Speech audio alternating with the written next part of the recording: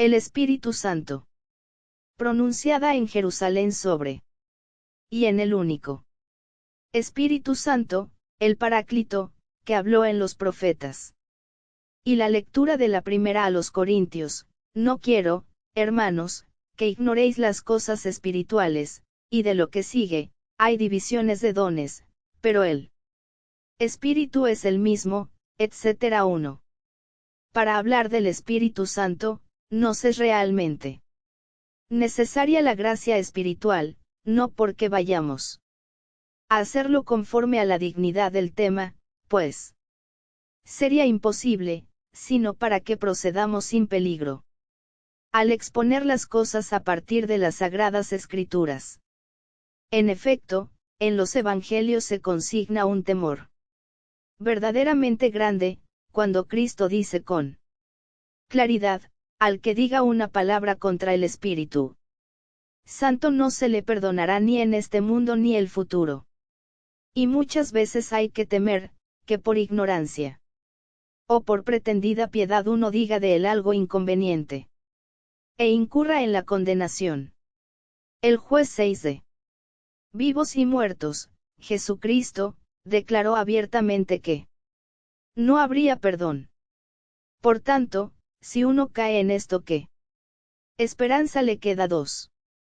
Así pues, sería tarea de la misma gracia de Jesucristo concedernos a mí hablar sin faltar en nada y a vosotros escuchar con atención. En efecto, no solo los que hablan necesitan de inteligencia, sino también los que escuchan, para que no oigan una cosa y entiendan otra en su cabeza. Digamos, pues, sobre el Espíritu Santo solo lo que está escrito. Si algo no está escrito, no nos ocupemos de ello. El mismo Espíritu Santo dictó las Escrituras. Y él dijo de sí mismo lo que quiso o lo que podíamos comprender. Digamos, pues, lo que él dijo, porque lo que no dijo, no nos atrevemos a decirlo. 3. Solo hay un único Espíritu Santo Paráclito. Y así como hay un solo Dios, el Padre, y no hay un segundo Padre, y como hay un solo Hijo unigénito y Verbo de Dios, y no tiene un hermano, del mismo modo hay un único Espíritu Santo y no existe un segundo Espíritu con el mismo honor que él. El Espíritu Santo es, pues, poder soberano, algo divino e irrastreable. En efecto, vive y es racional, santificador de todas las cosas creadas por Dios por medio de Cristo. Él ilumina las almas de los justos, Él en los profetas y Él también en los apóstoles en el Nuevo Testamento. Sean aborrecidos los que se atreven a dividir la actividad del Espíritu Santo.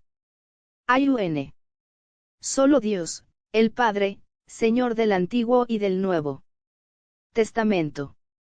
Y un solo Señor, Jesucristo, profetizado en el Antiguo y hecho presente en el Nuevo.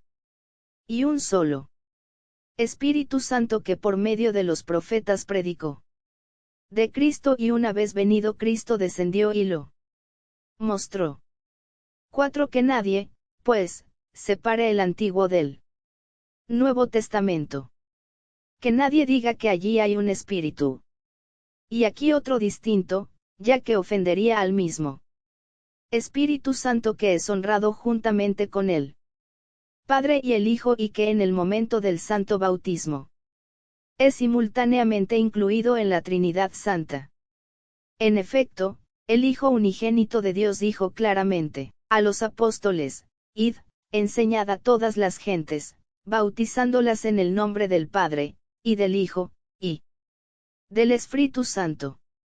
Nuestra esperanza está puesta en el Padre, el Hijo y el Espíritu Santo. No predicamos tres dioses, callen los marcionitas, sino que predicamos un solo Dios por medio del único Hijo con el Espíritu Santo. La fe es indivisible, la piedad inseparable. Ni separamos la Trinidad Santa, como hacen algunos. ni introducimos confusión, como Sabelio. Sino que reconocemos con devoción al único Padre, que nos envió como Salvador al Hijo. Reconocemos un único Hijo que prometió enviar de junto al Padre al Paráclito. Reconocemos al Espíritu Santo, que habló en los profetas, y que en Pentecostés bajó sobre los apóstoles en forma de lenguas de fuego, aquí en Jerusalén, en la parte superior de la iglesia de los apóstoles. Todas las cosas de valor se encuentran entre nosotros, aquí bajó Cristo de los cielos, aquí bajó el Espíritu Santo de los cielos. En realidad, sería muy conveniente que así como decimos todo lo referente a Cristo y al Gólgota en este mismo Gólgota, también dijéramos todo lo relativo al Espíritu Santo en la iglesia de arriba. Pero como Él que allí descendió participa de la gloria del que aquí fue crucificado, del mismo modo referimos aquí lo relativo al que bajó allí, pues la piedad es indivisible.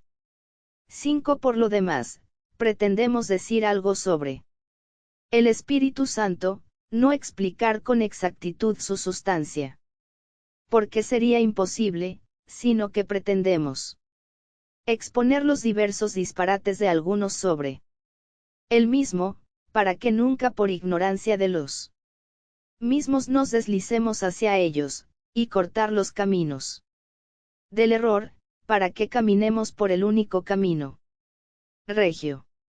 Si ahora por razón de seguridad, explicamos algo dicho por las herejías, ello caiga sobre sus cabezas. Por lo demás, nos al hablaros y vosotros que me escucháis, somos inocentes. 6. En efecto, los herejes, impísimos en todo, también afilaron su lengua contra el Espíritu Santo. Y se atrevieron a decir cosas inicuas, según el exegeta Ireneo escribió en sus libros contra las herejías 44.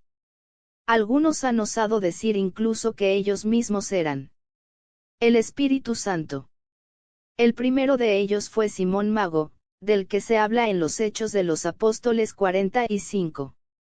Expulsado, no dudó en enseñar tales cosas.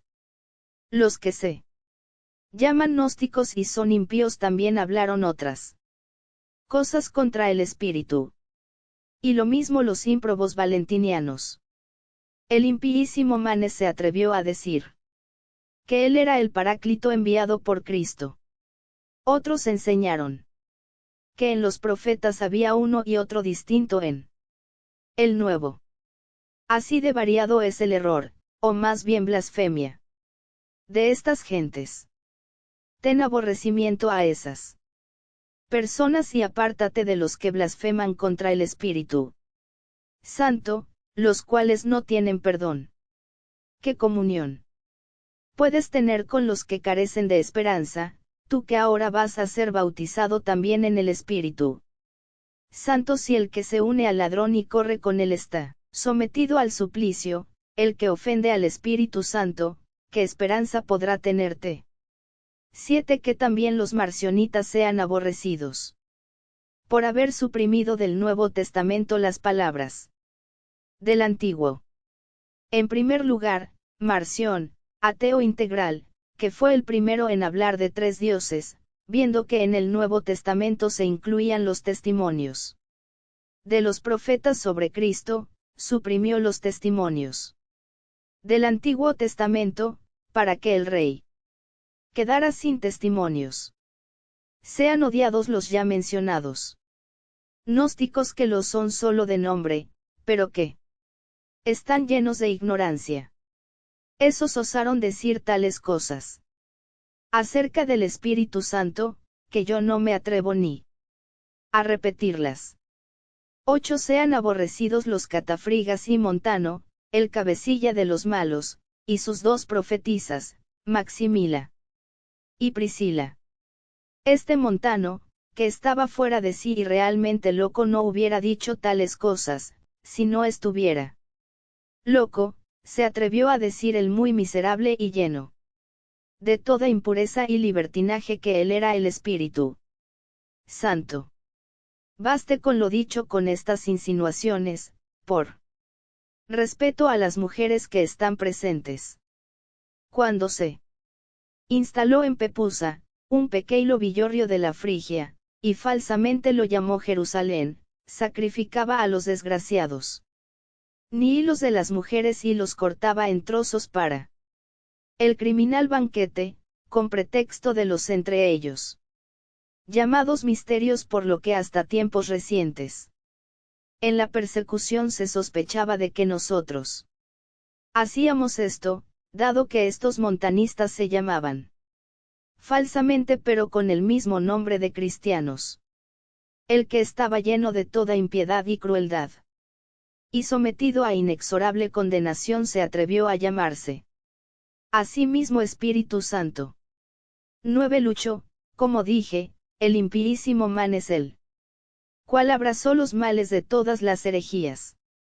Este, siendo el último basurero de perdición, recogió los de todos los herejes y elaboró y encenó un nuevo error, pues se atrevió a decir que él era el Paráclito que Cristo había prometido enviar.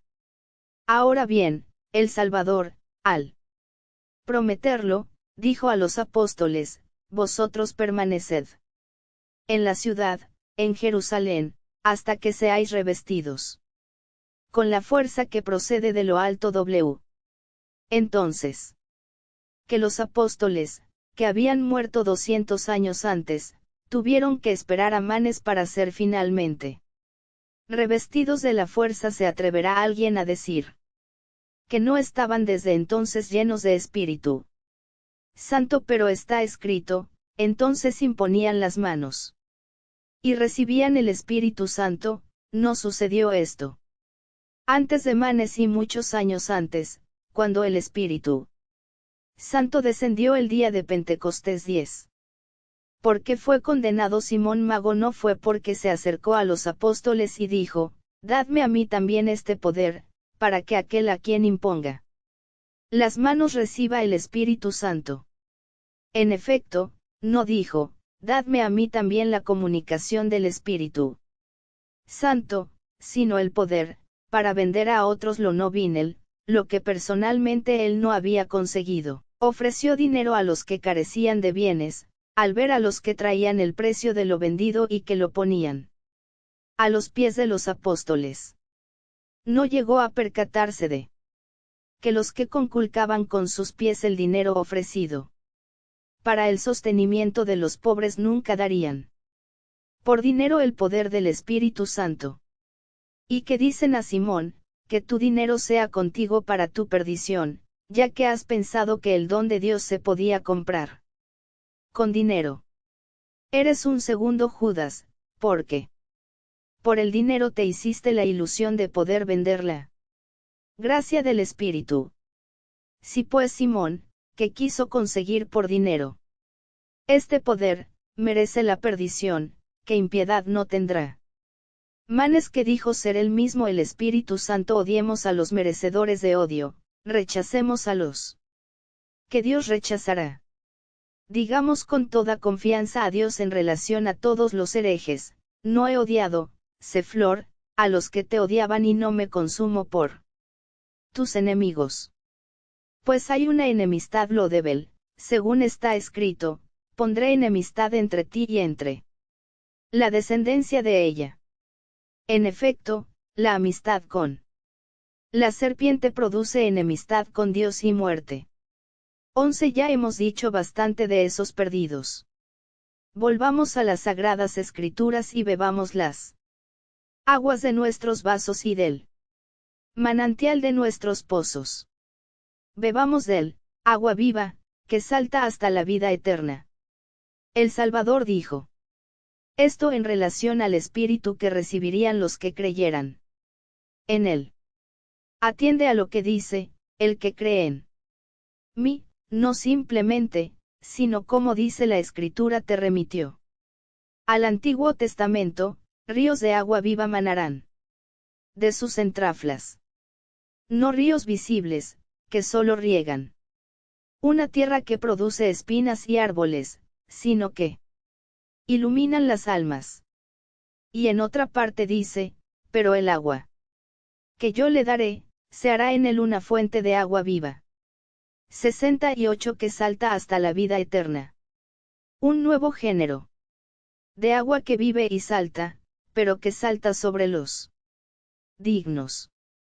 12 ¿Y por qué llamó agua a la gracia espiritual? Porque al agua se debe la conservación de todas las cosas, porque el agua es la que produce la hierba y los seres vivos, porque el agua de las lluvias viene de los cielos, porque viene de una sola forma, pero obra de muy diversas maneras. Una sola fuente riega todo. Un jardín, una misma lluvia cae en todo el mundo, y es blanca en la azucena, roja en la rosa, purpúrea en la violeta y el jacinto, y distinta y variada en las diversas clases de flores. En la palma es una, en la vid otra, y todo en todo. Es uniforme y no diferente de sí misma. No es que la lluvia se transforme, y ahora caiga una y luego otra, sino que se acomoda a la manera de ser del que la recibe y es para cada uno lo que le conviene.